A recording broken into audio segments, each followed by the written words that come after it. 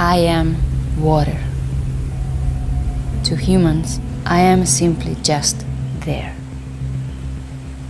I'm something they just take for granted. But there is only so much of me, and more of them every single day. I start as rain in the mountains, flow to the rivers and streams, and end up in the ocean.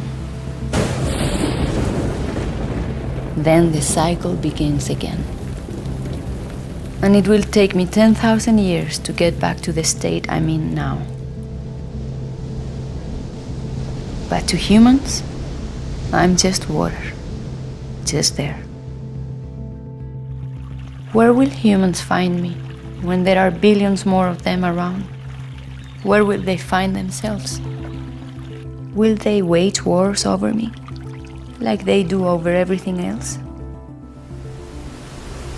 That's always an option, but it's not the only option.